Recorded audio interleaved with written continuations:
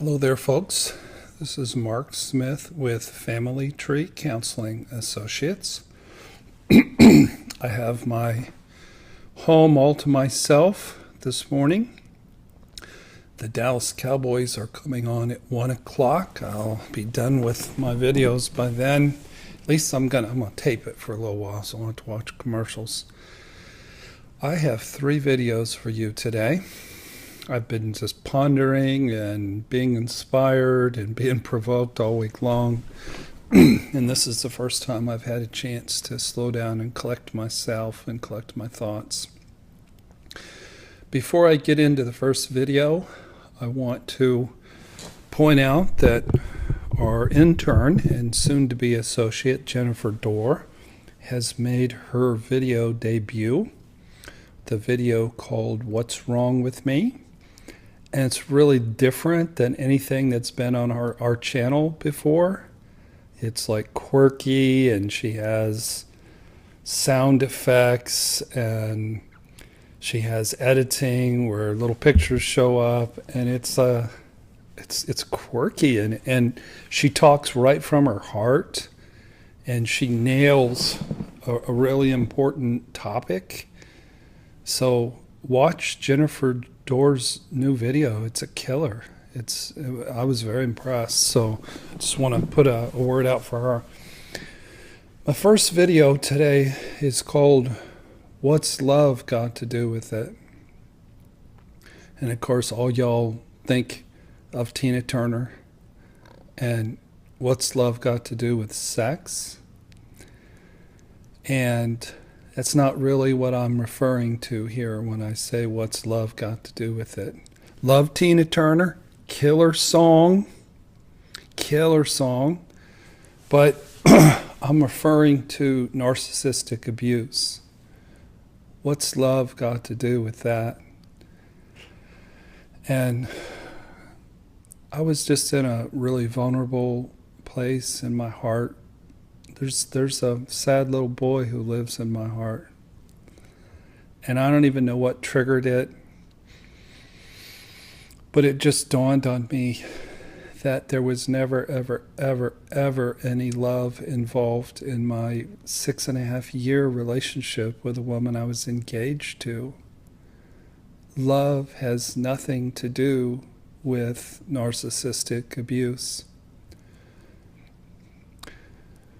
I had a anniversary date. September the 12th was the 8-year anniversary of my first date, my meeting with Betsy.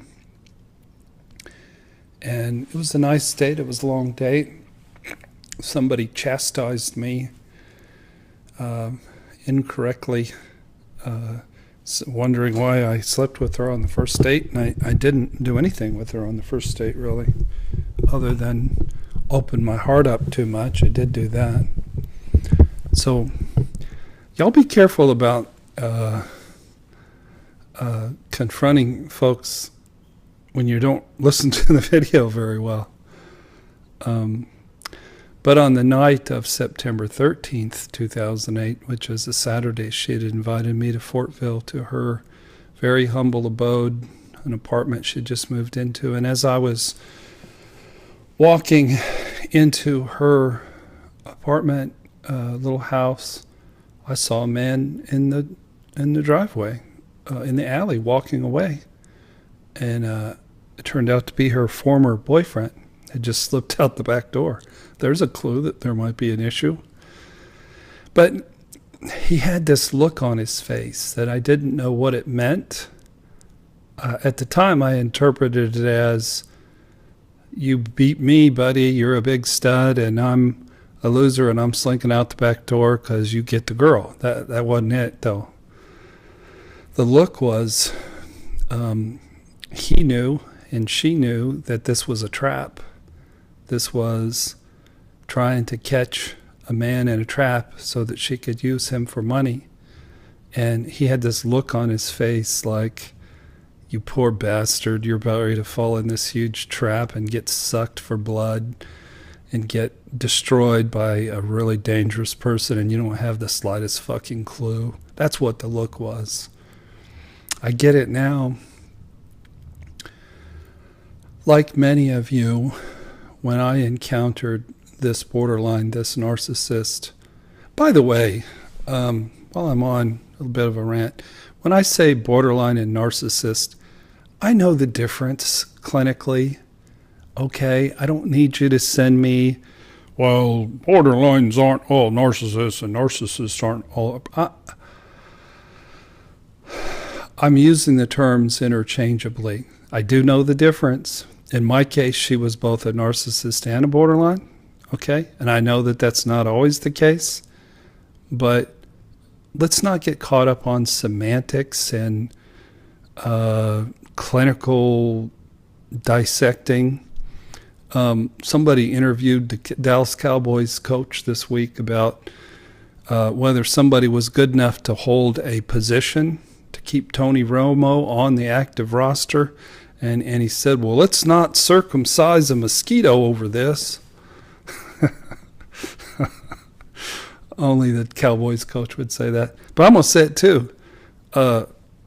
Whether I call this woman a borderline or a narcissist, I'm not necessarily talking about your girlfriend or your fiance. So let's not circumcise a mosquito over it, all right? Keep those to yourself. If people make a comment that's sort of aggressive and snotty about, this is this and that is that, trust me, you're wasting your time, because I delete that off the YouTube site within seconds. I get notified. I look at the tone. You're gone. You don't exist. So stop that. Thank you.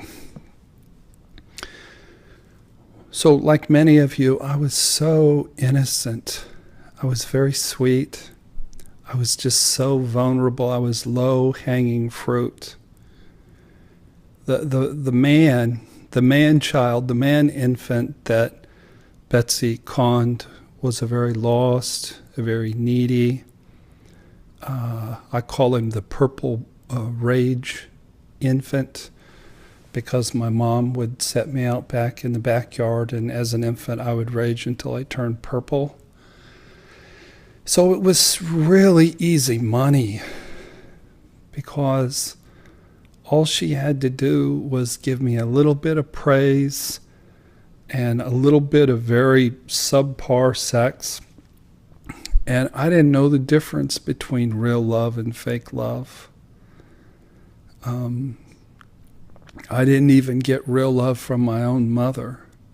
So somebody comes along with a reasonable facsimile of love, and honestly, other than all the physical abuse and verbal abuse that would take place every 6 weeks or so, her upon me, I wouldn't say that I was terribly unhappy. It was a reasonable facsimile. So many of you out there are holding on to your abuser, your perpetrator, as if there were love, as if there was even a real person there. There never was a real person, and there never was love. In her final letter to me that was coached up by the horrifically incompetent and unprofessional staff at the Bridge to Recovery, Betsy wrote, "I love you, and I always will." And she wrote that for them, not for me. Maybe she wrote it to lie to herself. She never loved me, and she never did. She didn't love me, and she never did. That was the truth. It was all a con. It was all of a manipulation. So don't hold on to somebody as if they were a real person when they never really existed. So I've often wondered, if I'm walking in a store or in a restaurant and I come face to face with Betsy, what I'm going to do. I'm pretty sure I'm just going to keep walking. I'm pretty sure I'm not going to make eye contact. I'm not going to say a word. I'm going to gaze at her like somebody I used to know. But she's just not a relevant individual in my life. It's not like she's a long-lost lover. It's not like she's somebody who used to love me.